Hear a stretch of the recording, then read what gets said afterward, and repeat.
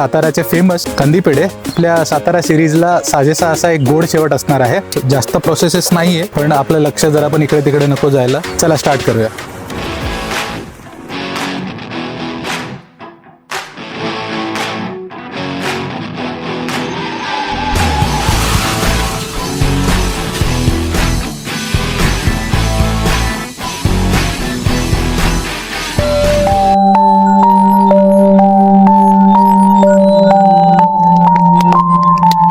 Welcome back to the cooking table. रस्ता आणि रस्साच्या सातारा सिरीजमध्ये तुमचं पुन्हा एकदा स्वागत आहे. आज साताऱ्याला आलो आहोत आणि साताऱ्याची खास किंवा साताऱ्याची ओळख अशी एक रेसिपी बनवणार आहोत. खूपच सिम्पल, इझी टू मेक, थोडंसं हलकंसं टाईम कन्झ्युमिंग, पण एकदम कमी इन्ग्रेडियंट्स सहित बनवणार आहोत. एकदमच जिभेला आणि चेहऱ्याला गोडवा देणारी अशी रेसिपी आहे आणि आपल्या सातारा सिरीजला साजेसा असा एक गोड शेवट असणार आहे. तर आज आपण बनवणार आहोत साताऱ्याचे फेमस कंदी पेढे. चला स्टार्ट करूया. तर पेढे बनवायला अर्थातच दूध लागेल. दुधाला 3-4 तास गरम करून त्याला घोटून चांगलं मग त्याचा खवा तयार होतो आणि मग खव्यामध्ये साखर टाकून मग परत प्रोसेस करून आपण पेढे बनवतो. तर हा सगळ्यात 3-4-5-6 तासाचा हा घाट थोडा कमी करण्यासाठी मी डायरेक्ट खवा घेतलेला आहे. तर दूध आटवल्यानंतर तुमचा खवाच होतो म्हणून मी डायरेक्ट खवा घेतलेला आहे. तर इथं अर्धा किलो खवा घेतलेला आहे मी. तो गॅसवर आपण मीडियम फ्लेमवर ठेवला आहे. त्याला मेल्ट करून घेऊया आणि मग पुढे आपली प्रोसेस कंटिन्यू करूया. तर खवा हळूहळू मेल्ट होईल आणि मग आपण याचे पेढे तयार करून घेऊया. तर मीडियम फ्लेवर आपण हा खवा गरम करून घ्यायचा आहे, तो पातळ होईपर्यंत. तो जसा पातळ होईल त्याला एक वेगळा ग्लेज येईल. प्रोसेस तशी खूप सिंपल आहे, फक्त एवढं लक्ष द्यायचं असतं आपल्याला का खवा कुठे चिटकायला नको तसं नाही चिटकत तो, आणि जास्त हीटवर नाही करायचा, नाहीतर तो खवा चिकट होऊ शकतो, पेढे आपले असे चिवी होऊ शकतात. तर त्याच्यासाठी कंटिन्युअसली स्टर करावं लागतं. आता हळूहळू खवा मेल्ट व्हायला लागला, तर आपण असंच कंटिन्युअसली त्याला स्टर करत राहू. 5-7 मिनटं मीडियम फ्लेमवर आपण याला मिक्स करतोय. तर बघा याची अशी आता पेस्ट तयार झाली. आधी असे गोळे गोळे होते, तर जसं जसं गरम होत चाललंय तो मेल्ट होत जाईल, वितळत जाईल. अगेन मी सारखं सांगेल, त्याला कंटिन्युअसली स्टर करत राहा. एका जागी त्याला चिटकू नका देऊ. असं जास्त प्रोसेसेस नाही आहे, पण आपलं लक्ष जरा पण इकडे तिकडे नको जायला. 15-20 मिनटं, अर्धा तास जास्तीत जास्त आपल्याला याच्याकडे 100% लक्ष द्यायचं आहे, इकडे तिकडे जायचं नाही आहे. तर हे कंटिन्युअसली असं स्टर करत राहायचं आपण मीडियम फ्लेमवर.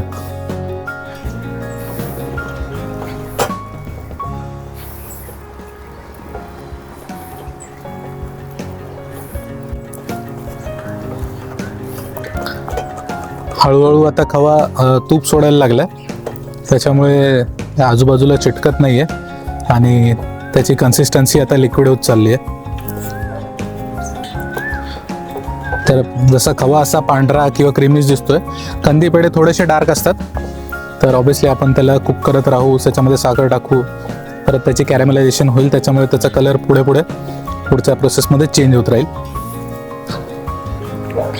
साताऱ्यामध्ये आणि हायवेला फिरताना असे तुम्हाला बरेच सातारा कंदी पेढे, वाडेकर, काका असे बरेच दिसतील. तर काही बोर्ड्सवर असं पण लिहिलं आहे का तुम्ही फक्त फोन करा, पेढे तुमच्याकडे हायवे क्रॉस करून येतील. तर ठीक आहे, आकर्षक मार्केटिंग आहे, सर्विस पण चांगली आहे, पण ऑब्विसली प्रत्येक गोष्टीला किंमत मोजावी लागेल. आणि एक माझा जेन्युइन असा प्रश्न आहे, तर जो कोणी सातारकर असेल तर नक्की आन्सर करा. तर ज्या प्रमाणात एवढे मोठे शॉप्स आहेत आणि नंबर ऑफ शॉप्स पण खूप आहेत, म्हणजे साताऱ्याच्या आधीपासून आणि कराडला जातो तर साताऱ्याच्या पुढेपर्यंत बऱ्याच ठिकाणी हे दुकानं आहेत, वाडेकर, काका, इतर. तर जेवढे मोठे दुकानं तेवढी क्वांटिटी पेढे, तर कुठेतरी क्वालिटी जी आहे ती सफर होते का आय डोंट नो. मी पेढे घेऊन जाताना तर थोडेसे आपण अर्धा किलो, जास्तीत 1 किलो मित्रांना थोडे थोडे घेऊन जातो, फॅमिलीमध्ये इकडे तिकडे. पण ते आपण काय दररोज येणारे नाही किंवा वीकमधून, महिन्यातून एकदा येणारे नाही. तर I am not the right person to comment. पण तुम्ही सांगा का कुठे ही क्वालिटी सफर करत आहे का. आता जसं गरम होत चाललंय, हे बघा आता ऑलमोस्ट लिक्विड पेस्ट झाली याची. तर आपण सारखं सारखं याला असंच परतत राहू मीडियम फ्लेमवर. 10 मिनिटापासून आपण खवा असा मीडियम लो फ्लेमवर चांगला परतून घेतला आहे. आता बघू शकता तुम्ही याचं टेक्स्चर असं आधी लिक्विड होता, आता परत थोडासा घट्ट व्हायला लागला आणि याच्यातला जो कच्चा वास होता तुपाचा किंवा दुधाचा तो हळूहळू कमी व्हायला लागला. तर अजून 5 मिनटं आपण याला असं स्टर करत राहूया आणि मग पुढे याच्यात साखर टाकूया. साखर टाकल्यानंतर परत हे मिश्रण पातळ होईल. घाबरून जाऊ नका, इट इज ओके. साखरेचा तो गुणधर्मच आहे. पण पुन्हा आपण याला परतत राहू तसंच आणि मग व्यवस्थित टेक्स्चर आल्यावर आपण काढून घेणार आहोत. तर असंच अजून 4-5 मिनटं असं आपण परतून घेऊया. जास्त हाय फ्लेम नको, नाहीतर याचा कलर चेंज होऊन जाणार. तर जवळपास 10 मिनटं आपण हे चांगलं परतून घेतलं आहे. हे असं टेक्स्चर झालं याचं. आता याच्यामध्ये आपण साखर ॲड करणार आहोत. तर मी 1 कपला थोडी कमी अशी साखर घेतली आहे. 1 कप अराउंड 200-250 ग्राम्स असतं, तर त्याच्यापेक्षा थोडं कमी घेतलेलं आहे. कंदी पेढे असंच एवढे स्वीट नसतात. बेसिक जी स्वीटनेस असते तेवढीच असते, एकदम गोड मिठाईसारखे असे नसतात. तर आपण आता साखर ॲड करून देऊया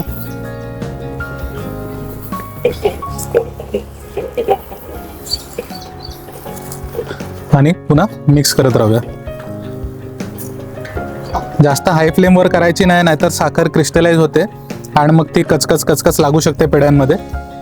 तर त्याच्यासाठी साखर टाकल्यानंतर मीडियम फ्लेमवरच सारखं सारखं मिक्स करत राहायचं आहे, म्हणजे साखर व्यवस्थित मिक्स होईल याच्यात आणि ती कुठल्याच फॉर्म क्रिस्टलाइज वगैरे नाही होणार.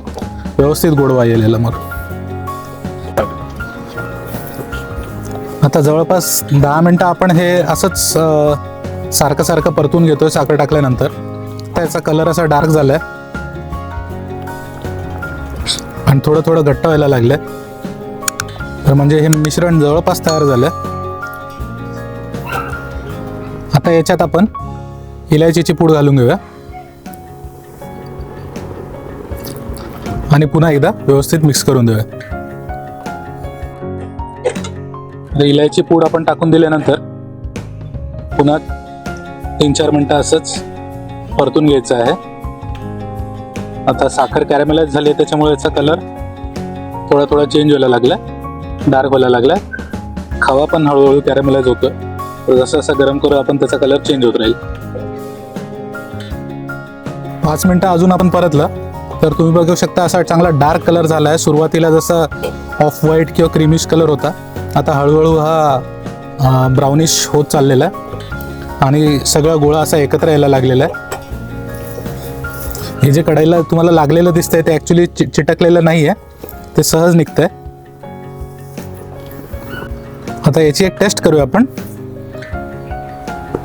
थोडंसं असं एक चमचावर घेऊया. आता त्याला ते खूप गरम आहे, आपण त्याला 1 मिनिटाच्या साईडला ठेवूया. जसं कंदी पेढ्याचं टेक्स्चर असतं तसं जवळपास व्हायला लागलेलं आहे. याच्यामध्ये वेटिंग पिरियड पण राहणार आहे नंतर, तर परत अजून कलर डार्कन होईल. तर आपण हे असं चमच्याला काढून घेतलेलं होतं, गरम आहे ते. पण असं रोल करून बघा, असं रोल होतोय, असा गोळा तयार होतो याचा. हाताला चिटकत पण नाहीये. आपण टेस्ट करूया. मस्त. इलायची, खवा आणि साखरेचं योग्य तेच प्रमाण, एकदम जास्त गोड नाही. Very nice. आपण ते आता काढून गॅस बंद करून काढून घेऊया.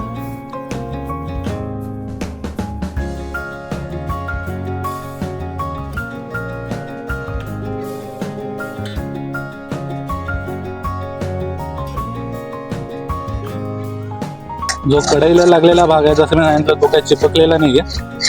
तुम्ही फक्त एका वेगळ्या उलटणीने किंवा चमच्याने तो काढून घ्या.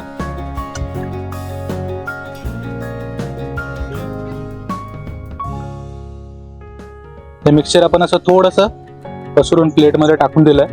थोडं थंड होऊ द्या, म्हणजे ते पेढे पण बनवता येतील आणि ते थोडंसं जे आता एवढं सॉफ्ट आहे ते त्याच्यामध्ये पेढे वळणं हे तर थोडंसं सॉफ्ट होईल, कमी सॉफ्ट होणार, मग आपल्याला पेढे बनवायला व्यवस्थित येईल. ते आपल्या पेढ्यांचं मिश्रण कूल होतं तोपर्यंत मी जागा दाखवतो. तर साताराजवळ असलेल्या वियोध अशा एका होमस्टे फार्मस्टेमध्ये थांबलेलो आहोत. खूपच फ्रेंडली लोक आहेत, फ्रेंडली ओनर आहेत जे होस्ट आहेत आपले. आणि मेन म्हणजे एकदम नेचरमध्ये आहे. हे जे घर आहे चारी बाजूंनी असं झाडांनी शेतांनी असं व्यापलेलं आहे, त्याच्यामुळे इथं एक नॅचरल थंडावा आहे, सावली आहे. बरंच शूटिंगसाठी खूप चांगलं लोकेशन होतं आणि स्टे पण खूप चांगला होता. आणि मेन म्हणजे इथं होम कुक्ड फूड यांनी प्रोव्हाइड केलेलं घरचं जेवण एकदमच सुंदर म्हणेल मी, खूपच छान होतं. आणि ओव्हरऑल खूपच फ्रेंडली वाईब्स आहे प्लेसच्या. तर साताराजवळच असलेल्या नागेवाडी ह्या लोकेशनला हे आहे, हायवे टच जागा आहे एकदम, विठ्ठल योग धाम. तर त्याचं असं वियोद्धा असं त्यांनी एक नाव ठेवलेलं आहे जागेचं. खूपच छान जागा आहे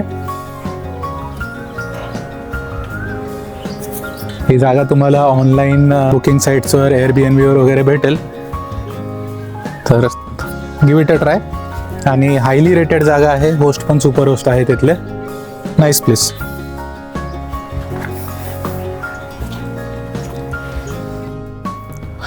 तर पेढ्याचं मिश्रण ठेवून जवळपास 2 तास झाले आहेत आपल्याला. हे बघा असं हलकंसं ड्राय होऊन गेलं आहे. आता याच्याने आपल्याला पेढे बनवता येतील. तर पेढे बनवायला घेऊया. तर चांगलं दाबून याला असं रोल करून घ्या. असे आपण एक एक करून पेढे रोल करून घेऊया. असा पेढ्यांचा एक्झॅक्टली गोल शेप नसतो आणि ते असे दबके पेढे पण नसतात, असे छोट्या लाडवासारखे असतात. एक एक करून आपण असे ठेवून घेऊया.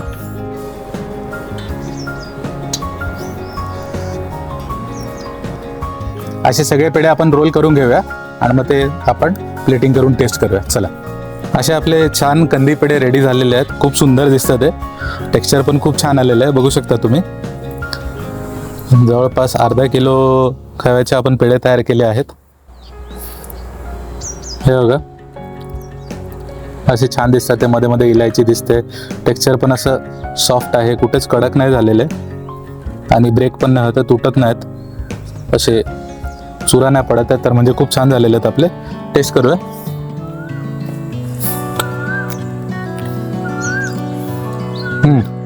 मस्त स्मूथ लागतात ते, असे दुधाळ किंवा मिल्की ज्याला म्हणतात, क्रीमी जे लागतात ते. आणि इलायचीचा फ्लेवर खूप छान येतोय. आणि जसं मी सांगितलं कमी आपण गोड, कमी म्हणजे मिठाई रेग्युलर बंगाली मिठाई वगैरे सारखे असे गोड नसतात, थोड्या कमी प्रमाणात गोड असतात आणि ती त्याची स्पेशालिटी आहे. Very nice. नाईस. अच्छा, कलर पण खूप सुंदर आलेला आहे. असा डार्क कलर आहे थोडासा, खूप छान दिसतात आहे. आणि जसं मी सांगितलं खूप खूप खूप सिंपल रेसिपी आहे, अर्ध्या तासात बनते. एक नंबर पेढा झालेला आहे. आय होप तुम्हाला पण ही सातारा कंदी पेढीची रेसिपी आवडली असेल. आणि व्हिडिओ आवडला असेल तर नक्की लाईक शेअर सबस्क्राईब करा. तोपर्यंत बाय बाय.